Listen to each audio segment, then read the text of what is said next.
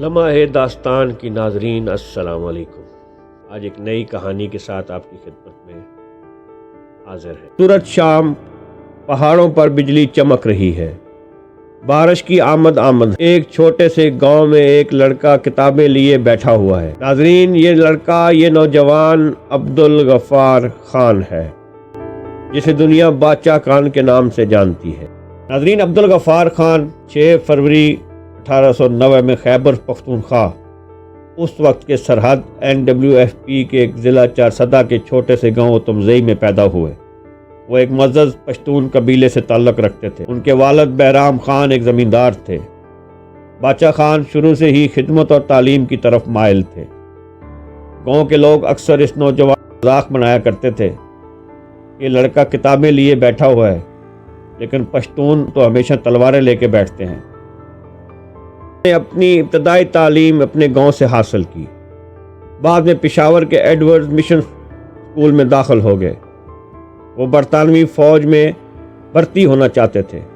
انہوں نے اس وقت اعزازی امتحان بھی پاس کر لیا تھا، مگر جب انہوں نے محسوس کیا کہ فوج میں نسلی امتیاز کا سامنا کرنا پڑتا ہے، وہ اس سے پیچھے ہٹ گئے اور خدمت اور تعلیم کو اپنا مقصد بنا لیا۔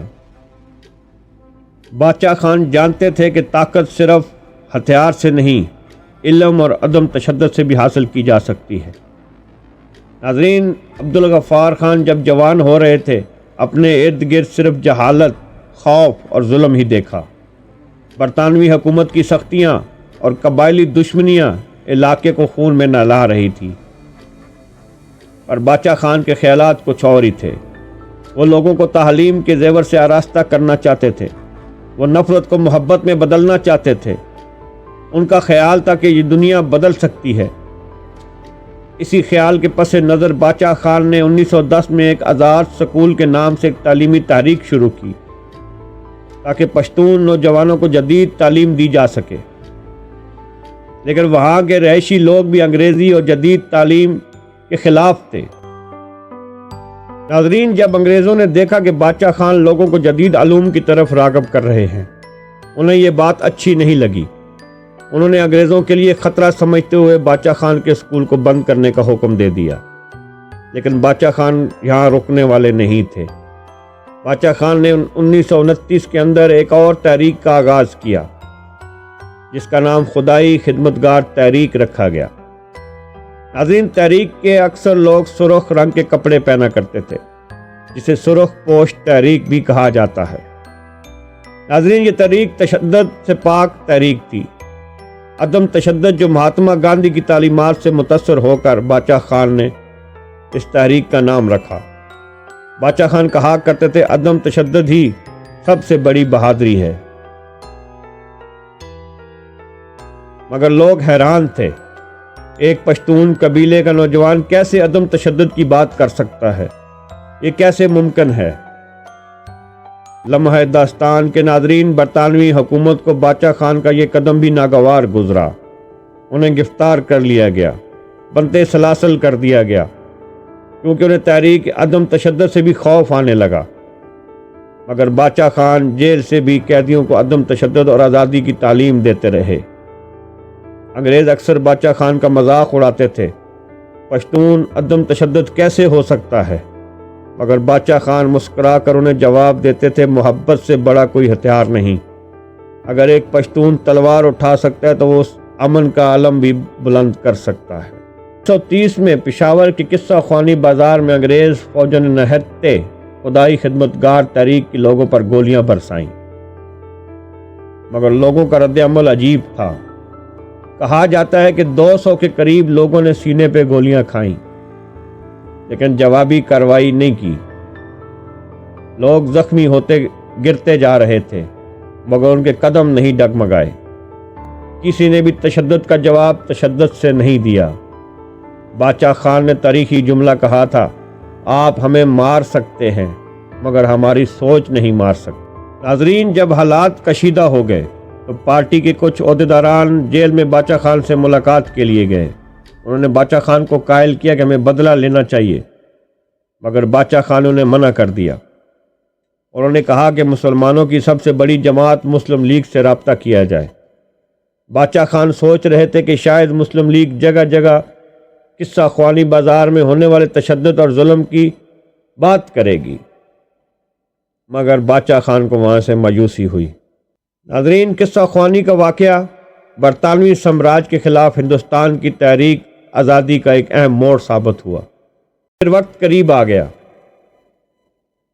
1947 میں پاکستان اور ہندوستان کے بٹوارے کی باتیں ہونا شروع ہو گئیں، مگر باچا خان کے لیے سب سے بڑی مشکل صوبہ سرحد جو آج کا خیبر پختونخوا کہاں شامل ہوگا، کس ملک میں جائے گا۔ 3 جون 1947 کو تقسیم کا منصوبہ فائنل ہو رہا تھا۔ اس سے پہلے کانگریس کی ایک ورکنگ کمیٹی کا اجلاس بلایا جاتا ہے، اس میں باچا خان بھی شریک ہوتے ہیں، مگر باچا خان کو وہاں جا کر مایوسی ہوئی۔ ان کے درینہ دوست، ان کے ساتھی مہاتما گاندھی نے بھی یہ منصوبہ تسلیم کر چکے تھے۔ ناظرین، کانگریس کی ورکنگ کمیٹی میں یہ فیصلہ کیا گیا کہ سرحد کے اندر ایک ریفرنڈم کا انعقاد کیا جائے، جہاں پشتون عوام اپنے ووٹ کے ذریعے یہ فیصلہ کرے کہ وہ پاکستان میں شامل ہونا چاہتے ہیں یا بھارت میں۔ لیکن باچا خان کو یہ بات اچھی نہیں لگی، کیونکہ باچا خان سرحد کو پاکستان میں شامل کرنے کے حق میں نہیں تھے، وہ اس ریفرنڈم کے خلاف تھے۔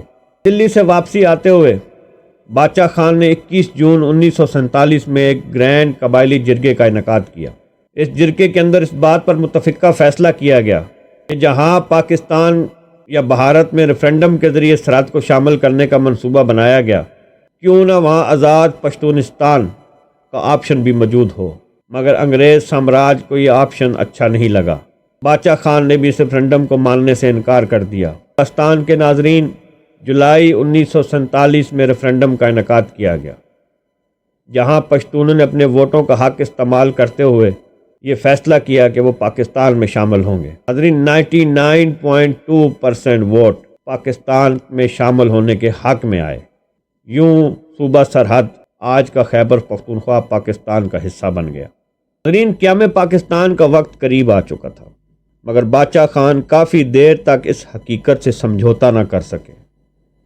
اسی وجہ سے جب 14 اگست 1947 کو لارڈ ماؤنٹ بیٹن نے کراچی کے اندر مسلم لیگ کو اقتدار منتقل کیا تو اس تقریب میں باچا خان نے شرکت نہیں کی۔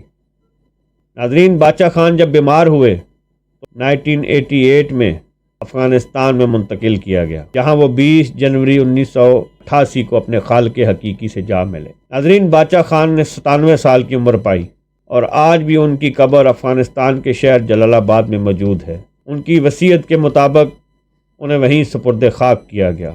ان کے جنازے کے احترام میں عارضی طور پر جنگ بندی کی گئی۔ ناظرین، آج بھی باچا خان کی جدوجہد کو یاد کیا جاتا ہے۔ انہوں نے ثابت کیا کہ طاقت بندوقوں سے نہیں بلکہ علم، امن اور صبر سے حاصل کی جاتی ہے۔ ان کا خواب تھا پشتون اور دیگر اقوام تعلیم حاصل کریں اور نفرت کی بجائے محبت کا راستہ اختیار کریں۔ ناظرین، اصل جنگ جہالت اور ناانصافی کے خلاف ہے، اور اس کا ہتھیار محبت اور علم ہے۔ اور ناظرین، یہ جنگ آج بھی جاری ہے۔ جہالت اور ناانصافی کی جنگ آج بھی جاری ہے، اور اس کا آج بھی ہتھیار علم اور محبت ہے۔ ناظرین، ملتے ہیں آپ کو ایک نئی ویڈیو میں۔ اپنا خیال رکھیے گا۔